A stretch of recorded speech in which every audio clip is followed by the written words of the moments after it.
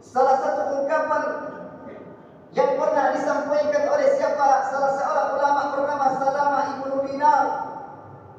Beliau mengatakan, kullu ni'matin la tuqarribuka minallah fahiya baliyah.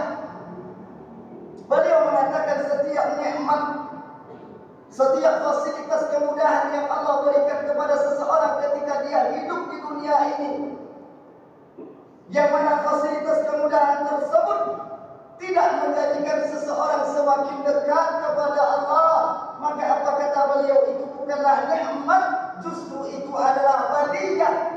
Tahukah kita apa baliyah? Baliyah artinya adalah bencana dan musibah. Orang-orang yang diberikan usia oleh Allah, usia yang panjang-panjang pula maksiatnya. Orang-orang yang diberikan jabatan yang tinggi oleh Allah, tapi apa yang terjadi? Jabatan tersebut mereka gunakan untuk apa? Untuk melawan Allah.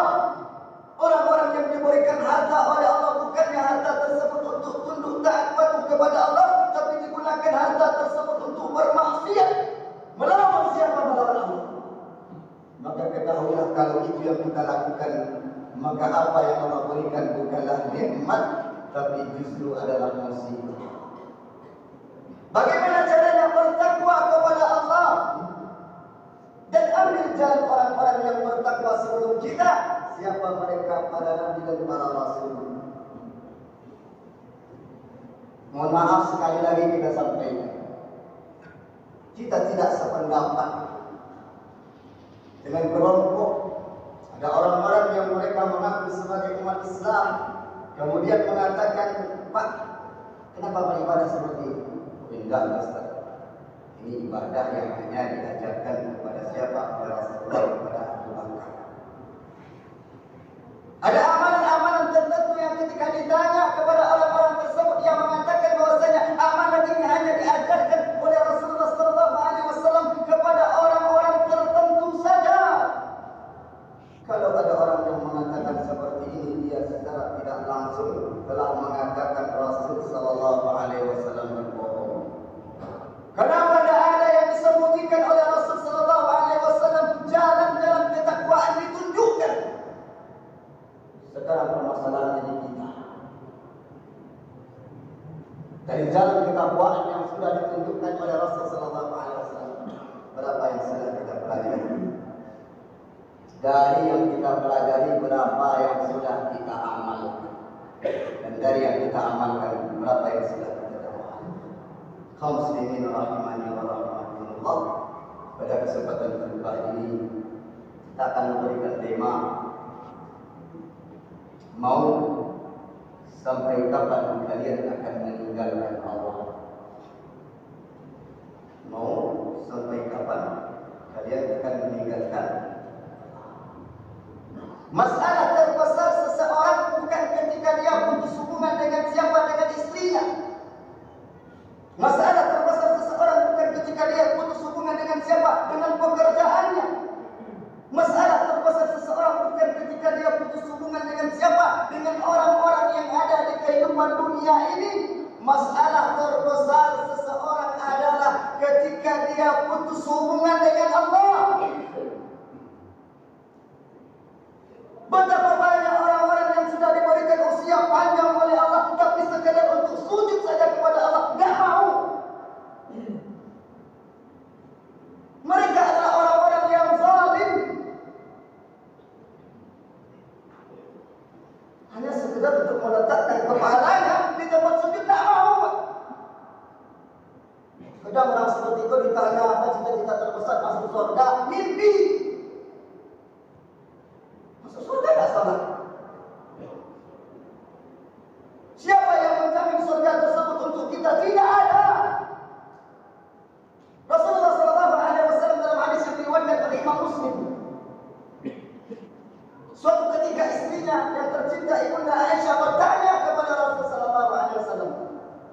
Ketika istrinya melihat Rasulullah SAW itu kaum yang dimuliakan oleh Allah, salat beliau bukan salat wajib, salat sunnah. Yang mana ketika beliau salat, kemudian dilihat oleh istrinya Ibunda Aisyah, bagaimana bentuknya tumit beliau itu pecah, betis beliau itu bengkak, istrinya bertanya, "Ya Rasulullah, lima tasna hada? Kenapa engkau masih melakukan seperti ini? Engkau sholat sampai apa? Sampai tumitmu pecah, sampai betismu bengkak. Alaysa qad ghafara Allahu laka ma taqaddama min dhanbika wa ma ta'akhkhar? Sudahkah Allah ampuni dosamu yang berlalu dan yang akan datang? Surga itu adalah sesuatu yang sudah pasti akan engkau dapatkan." Lalu jawaban dari Rasul sallallahu alaihi wasallam itu pendek. Beliau mengatakan, "Afala akuna abdan syakura?"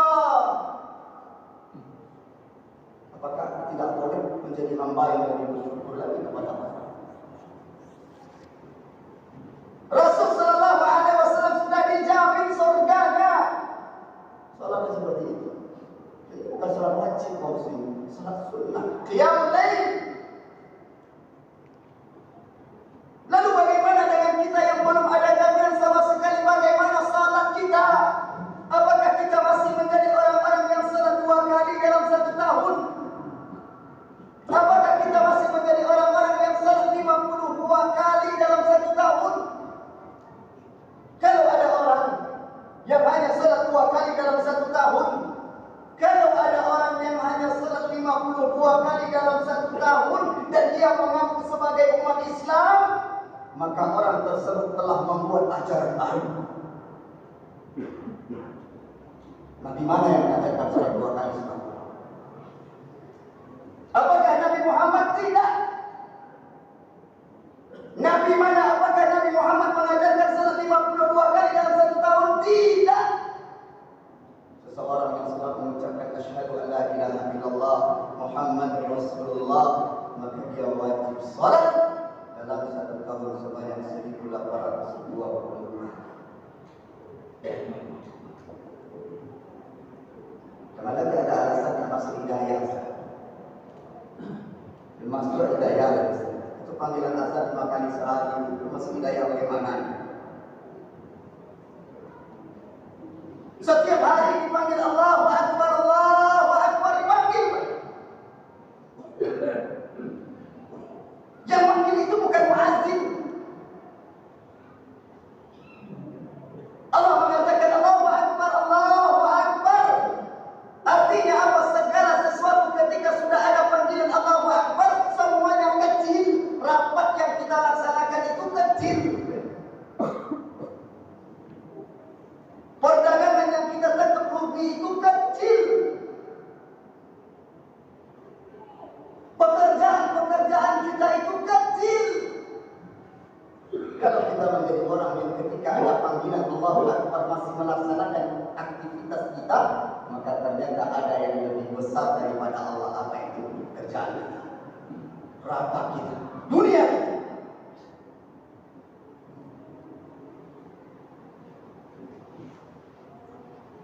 Ada satu orang garing bertanya kepada Ustaz, boleh enggak Ustaz, bukan tadi di musola Ustaz, boleh enggak musola di musola Ustaz, bukan garing di musola Ustaz, boleh enggak musola di masjid semalam Ustaz? Apa Pak? Goyang Ustaz, goyang kawan, goyang imam, plus ambo makmum sekali. Artinya apa? Boleh tak ambo pindah saja untuk salat di masjid lain Ustaz? Dan ini tidak terjadi di negara Argentina, tidak. Ini tidak terjadi di negara Brazil, tidak kaum muslimin. Ini terjadi di negara yang katanya mayoritas umat Islam. Masjid-masjid mereka itu sepi. Wajar kalau kita banyak masalah. Data menyebutkan biasanya memang ada nasional penanggulangan bencana yang terjadi di Indonesia, itu yang biasa disingkat BNPB. Itu kan biasanya mereka data bencana yang terjadi semenjak 1 Januari 2022 sampai 31 Januari 2022. Namun sekarang ketika di tahun 1 Januari 2023 kita lihat BNPB sudah kembali memulai dari 0 km. Kita selalu tertarik dengan data ini. Kenapa? Karena ternyata bencana yang terjadi di Indonesia di tahun 2002 tetap Januari sampai 31 Januari 2022 itu berjumlah 3.512 bencana. 3.512 yang menyebabkan 5, sekian juta orang itu mengungsi. Apa sebabnya? Dosa, maksiat kita. Imam Ali mengatakan sila bala'un illa bidambin, tidak ada Allah menurunkan azab bencana pada suatu tempat melainkan disebabkan oleh apa? Oleh dosa yang dilakukan oleh penduduk tempat tersebut. Wa ma rufi'a illa bitawbah, dan tidak akan diangkatkan oleh Allah musibah tersebut kecuali apa? Kembali kepada Allah. Kita sedih di saat kondisi sekarang ketika ada panggilan hayya 'alas shalah, orang-orang mereka menjadi seperti orang yang apa? Lahum adhanun la yasma'una biha. Mereka itu punya telinga tapi seolah-olah menjadi orang yang tuli. Kalau komandan manggil siap dan, kalau atasan manggil siap bos. Tapi kalau Allah manggil dia seperti orang yang masih wadah saja. Wajar kalau hidup kita bermasalah, kaum muslimin. Wajar. Kenapa kita remeh dengan salah kita? Kalau orang bilang ke jahannam, ditanya, masalah katum fi saqar. Apa yang menyebabkan kalian ini masuk neraka saqar? Pengakuan jujur mereka itu mengatakan, qalu lam naku minal musallin. Kami dulu ketika hidup di dunia termasuk orang-orang yang tidak salat. Wajar hidup kita bermasalah. Kata Rasulullah sallallahu alaihi wasallam diceritakan oleh para sahabat, karena Rasulullah sallallahu alaihi wasallam idza hazabahu amrun shalla. Rasul sallallahu alaihi wasallam kalau beliau ada satu masalah yang beliau hadapi dalam kehidupan beliau, apa yang terjadi? Salat. Wa ju'ilat qurratu 'aini fi shalah. Ketenangan Rasulullah sallallahu alaihi wasallam itu adalah ketika salat. Dan bahkan ketika kembali dari peperangan kaum muslimin yang dimuliakan oleh Allah, kita tahu orang yang kembali perang itu terkadang kembali dalam kondisi fisik yang tidak sempurna. Terkadang sudah dipenuhi oleh luka. Terkadang ada di antara kerabat mereka yang sudah meninggal. Kemudian ketika kembali dari peperangan, Rasulullah sallallahu alaihi wasallam berkata kepada Bilal, "Ya Bilal, adzin, wahai Bilal, kumandangkan azan, arihna bis salat, buat kami tenang dengan salat ini."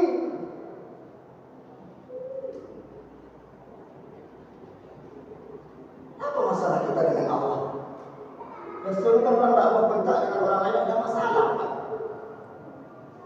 Apa masalah kita dengan Allah? Sampai engkau tinggalkan Allah.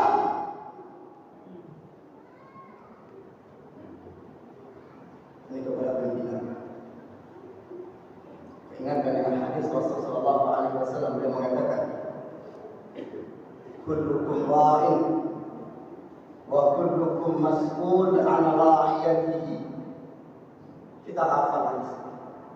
Setiap kalian itu adalah pengembala.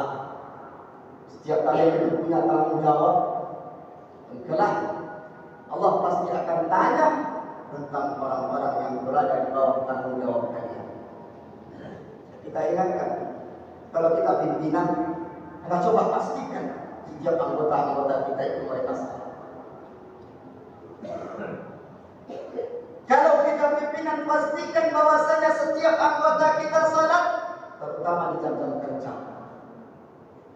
Dia tidak salat, saya ngadir Pak. Tapi kalau dia salat sujud kepada siapa? Kepada Allah, maka setiap amal ibadah yang dia lakukan, maka pahalanya mengalir kepada atasan. Bukan Rasulullah sallallahu alaihi wasallam berkata kepada Ali bin Abi Thalib ketika perang Khaibar, "Li ayyahdiyaka rajulan wahidan khairul laka min humrin ni'am." Ketika engkau bisa menjadi fasilitator hidayah terhadap siapa? Terhadap satu orang, maka itu jauh lebih baik bagimu dibandingkan engkau mendapatkan unta merah. Sahabat, ulama mereka mengatakan unta kamera adalah binatang yang paling mahal harganya ketika berada di zaman Rasulullah SAW. Tunggangan yang paling mahal. Kalau sekarang mungkin disebut harga mobil yang harganya 5 miliar. Itu jauh lebih baik ketika engkau bisa memberikan fasilitas hidayah, menjadi fasilitas hidayah terhadap seseorang. Maka mari kaum muslimin yang dimuliakan oleh Allah, kalau kita ingin baik, maka perbaiki salat kita. Kalau kita ingin bahagia, kejar sumber kebahagiaan tersebut. Karena tidak akan pernah ada kebahagiaan seseorang yang dia meninggalkan Allah, yang dia bermaksiat kepada Allah. Ta'ala ya Allah.